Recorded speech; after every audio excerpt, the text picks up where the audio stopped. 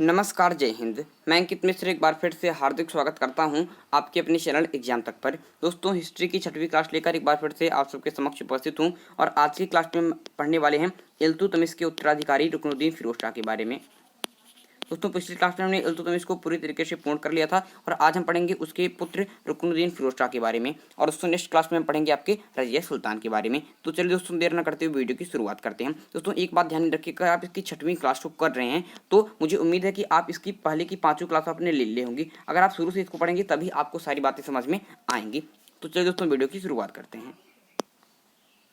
तो यहाँ पर अगर आपने पिछली क्लास ली होगी तो आपको पता होगा कि हमने इल्तुतमिश को पूरी तरीके से पढ़ लिया था और मैं आपको आज आगे बढ़ाऊंगा कि जो इल्तुतमिश है दोस्तों, इसने ग्वालियर से वापस आने पर ग्वालियर से वापस आने पर इसकी जो पुत्री थी रजिया सुल्तान इसको अपना उत्तराधिकारी घोषित किया। दोस्तों, इसका कारण क्या था कि इसको अपनी पुत्री को अपना उत्तराधिकारी घोषित करना पड़ा। दोस्तों, इसका कारण ये था कि इसका जो बड़ा और योग्य पुत्र था नासिरुद्दीन महमूद, इसका योग्य और बड़ा पुत्र था नासिरुद्दीन महमूद, जो आपके लखनौती का शासक था। इसकी मृत्यु हो चुकी थी। इसकी क्या हो चुकी थी दोस्तों? इसकी आपके मृत्यु हो चुकी थी। और दोस्तों, इसका जो आपके छोटा पुत्र था जो बहुत ही अयोग्य था, रुकनुद्दीन फिरोज शाह, ये अयोग्य था, इसलिए इसने अपनी पुत्री रजिया सुल्तान को अपना उत्तराधिकारी घोषित किया। लेकिन हालांकि दोस्तों होता क्या है कि जो अनेक तुर्क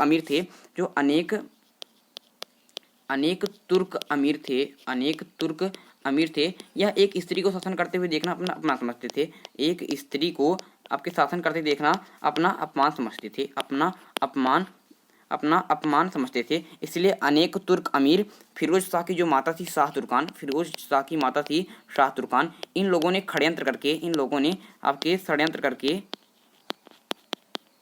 षड्यंत्र करके रजिया सुल्तान के बजाय आपके रुकनुद्दीन फिरोज शाह को शासक बना दिया। और जो रुकनुद्दीन फिरोज शाह था ये दोस्तों अत्यंत ही अयोग्य व्यक्ति था, विलासी प्रवृत्ति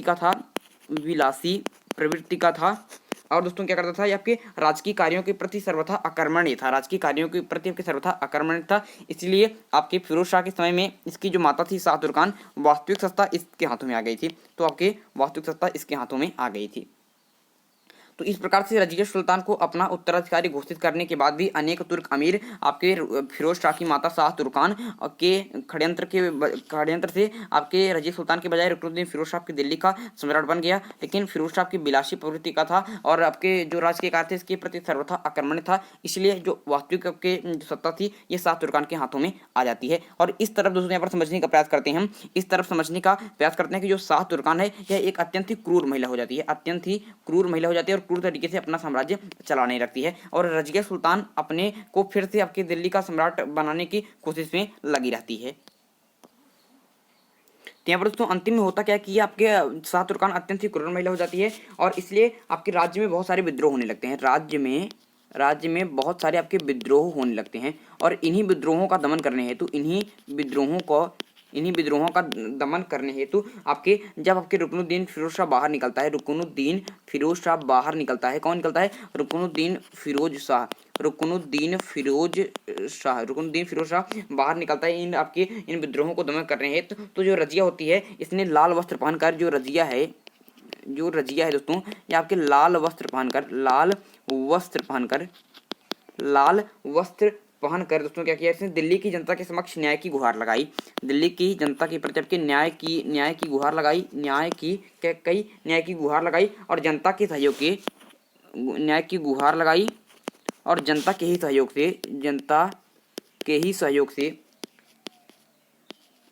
से शासिका बन बैठी।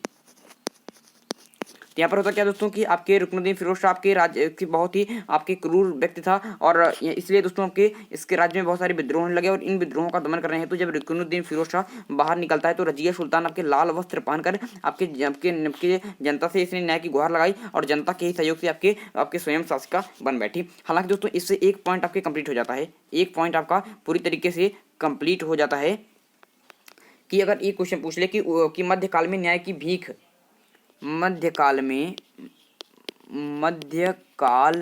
मतलब मध्यकाल में आपके न्याय की भीख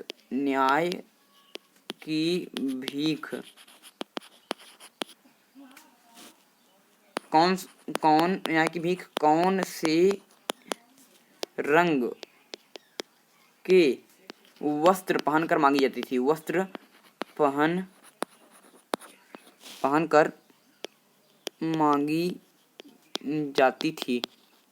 एक क्वेश्चन बहुत बार पूछा गया है कि मध्यकाल में न्याय की भीख कौन से रंग के वस्त्र पहनकर मांगी जाती थी। तो क्या कहेंगे आप लोग, बिल्कुल सही कहेंगे कि लाल वस्त्र, क्योंकि लाल वस्त्र ही पहनकर रजिया सुल्तान ने आपकी न्याय की भीख मांगी थी जनता से, और इसलिए वो आपके साथ बन बैठी थी। तो ये क्वेश्चन आपका बहुत ज्यादा महत्वपूर्ण है और इस क्वेश्चन को आप आसानी के साथ याद रखेंगे। अब दोस्तों यहाँ पर समझने का प्रयास करते हैं कि जब रजिया सुल्तान आपकी दिल्ली की गद्दी पर बैठ जाती है तो आपके अनेक तुर्क सरदार चाहते हैं कि आप दिल्ली से हट जाए, गद्दी से हट जाए, क्योंकि वो आपके एक स्त्री को आपके शासन कर पाना अपने को अपमान समझते थे। तो यहाँ पर होता क्या है दोस्तों, जो कि रजिया सुल्तान होती है, हालांकि रजिया सुल्तान के बारे में हम कल पढ़ेंगे, लेकिन थोड़ी बातें यहाँ लीजिए कि जो रजिया सुल्तान यह आपके शासक बनने के बाद ही उसका विरोध भी प्रारंभ हो गया, इसका विरोध भी प्रारंभ हो गया। शासकिया तो कैसे भी करके बन गई, लेकिन शासकिया बनने के बाद ही दोस्तों क्या होता है, इसका विद्रोह भी आपके इसके प्रति आपकी विरोध की भावना भी लोगों में आपकी आ जाती है, आपके अनेक तुर्क सरदारों में। और उसने कुछ तुर्क सरदारों को कुछ जो सरदार थे, कुछ सरदारों के विद्रोह को दमन करने हेतु कुछ सरदारों को कि उनके विद्रोह को दमन करने हेतु को उच्च पदों पर नियुक्त किया, कि शायद इससे वे खुश हो जाएं और ये विद्रोह दब जाए। उच्च पदों पर नियुक्त किया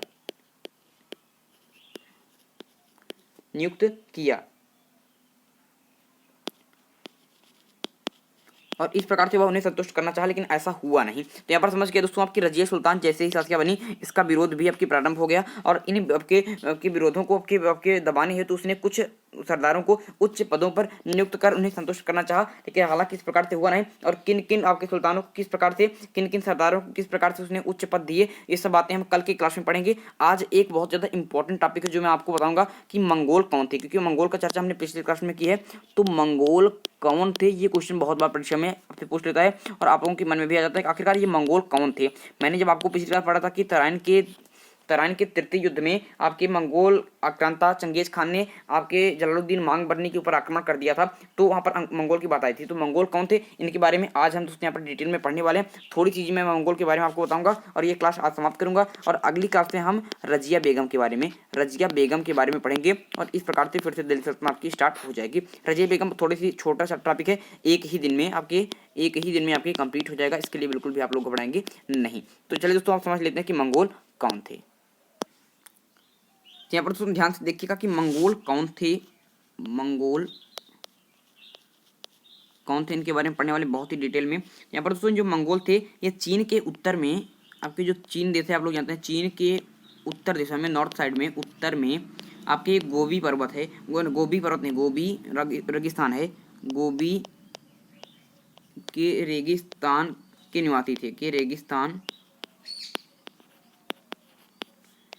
निवासी थे, पहली बात जान लीजिए कि आपकी ये कहाँ रहते थे मंगोल।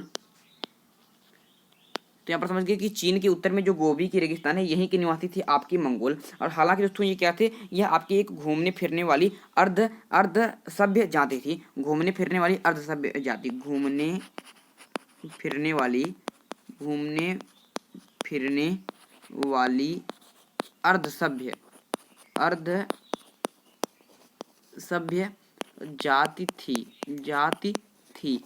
तो मंगोल कौन थे समझ रहे हैं कि चीन के उत्तर में गोबी के रेगिस्तान के निवासी थे और आपके घूमने फिरने वाली अर्ध सभ्य जाति थी। अगर ऐसे ही क्वेश्चन पूछ लिया कि मंगोल कहाँ के निवासी थे, तो आपके कई सारे अगर मरुस्थल दे तो आपको पता होना चाहिए गोबी के रेगिस्तान के निवासी थे। अब यहाँ पर समझने का प्रयास करते हैं इनका मुख्य पेशा क्या था दोस्तों, इनका आपके मुख्य पेशा क्या था। यहाँ पर दोस्तों जब हम बात करते हैं इसके मुख्य पेशे की, तो इनका क्या था, इनका मुख्य पेशा था घोड़ों और अन्य पशुओं का पालन करना, पशुपालन कर सकते हैं, घोड़ों एवं अन्य पशुओं का पालन करना मतलब पशुपालन इनका मुख्य पेशा हुआ करता था। दोस्तों ये बहुत ही गंदे रहा करते थे, मतलब कि स्वच्छ नहीं रहा करते थे, बहुत ही गंदे रहा करते थे और सभी प्रकार के मांस खाते थे, सभी प्रकार के मांस खाते थे। और बहुत ही गंदे रहा करते थे, बहुत ही गंदे रहा करते थे, बहुत ही गंदे रहा करते थे। अब थोड़ी सी और बातें इनके बारे में जान लेते हैं मंगोल के बारे में कि दोस्तों ये स्त्री विषयक नैतिकता का सर्वथा अभाव था। ये दोस्तों क्या करते थे, ये स्त्री को, इनकी जो पत्नियां हुआ करती थी उनका सम्मान बिल्कुल भी नहीं करते थे, उनका सम्मान बिल्कुल भी नहीं करते थे। लेकिन हाँ, माँ का सम्मान जरूर करते थे, माँ का सम्मान जरूर था इनके समय में। तो इस प्रकार से स्त्री विषयक नैतिकता का सर्वथा अभाव था इनमें, और यद्यपि माँ का सम्मान करते थे, वे विभिन्न कबीलों में बटे थे। वे दोस्तों की क्या थे कि विभिन्न कबीलों में बटे थे, कबीलों में बटे थे, वे विभिन्न आपकी कबीलों में बटे थे। और उन्हीं में से दोस्तों एक कबीले में से 1163 ईस्वी में, 1163 AB में आपके तेमुजिन उर्फ चंगेज खां, चंगेज खां का जन्म हुआ, चंगेज खां का जन्म होता है। तो यहाँ पर समझ गए कि जो आपके मंगोल थे ये विभिन्न कबीलों में बटे थे, और उन्हीं में से एक कबीले में आपके 1163 ईस्वी में तेमुजिन उर्फ चंगेज खान का जन्म होता है। और इस प्रकार से दोस्तों जो चंगेज खान है इसे आपके श्रापित और महान दोनों कहकर पुकारा गया है। तो यहाँ पर आप लोग समझ गए होंगे कि जो चंगेज खान था, चंगेज खान, इसका जन्म, चंगेज जो खान था मैंने आपको बताया था, इसका जो जन्म है आपके 1163 ईस्वी में हुआ, 1163 ईस्वी में हुआ। और इसे आपके चंगेज खान को इसे महान एंड श्रापित दोनों कहकर पुकारा गया है, दोनों पुकारा गया है। एक बात और इसके बारे में याद रखेंगे कि इसके पिता का क्या नाम था दोस्तों, इसके पिता का नाम परीक्षा में पूछा गया है कई बार कि चंगेज खान के पिता का क्या नाम था। तो चंगेज खान का अगर पूछे कि वास्तविक नाम क्या था तो तेमुजिन था, तेमुजिन, ये भी मैंने आपको पीछे बता दिया है, तेमुजिन। अगर पूछे कि चंगेज खान का वास्तविक नाम क्या था तो इसका आपके वास्तविक नाम हो जाएगा तेमुजिन, और इसके पिता का नाम हो जाएगा येसुगाई बहादुर, येसुगाई बहादुर। तो ये इतनी बातें आपके हो गई इनके बारे में, मंगोलों के बारे में। तो मंगोल के बारे में सबसे पहली बात आपने जानी कि ये आपके गोबी के रेगिस्तान में रहा करते थे, और ये घूमने फिरने वाली अर्ध सभ्य जाति थी। और इनका मुख्य पेशा क्या था दोस्तों, इनका मुख्य पेशा था आपके पशुपालन, इनका मुख्य पेशा था। गोबी के रेगिस्तान में रहा करते थे और घूमने फिरने वाले अर्ध सभ्य आपके जाते थे।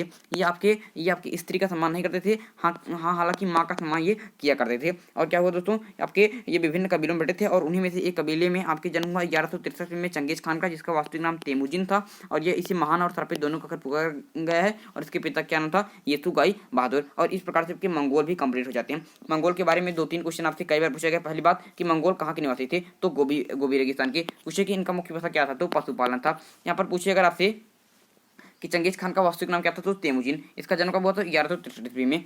किसको आपके महान और श्रापित दोनों का पुकारा गया है, तो आपके चंगेज खान को। चंगेज खान के पिता क्या नाम था, तो येसुगाई बहादुर। इस प्रकार से क्वेश्चन पूछेगा, आप लोग आसानी के साथ इसका उत्तर दे लेंगे। तो इस प्रकार दोस्तों आज की हमारी क्लास कंप्लीट होती है, और कल की क्लास में हम अब रजिया सुल्तान के बारे में पढ़ेंगे।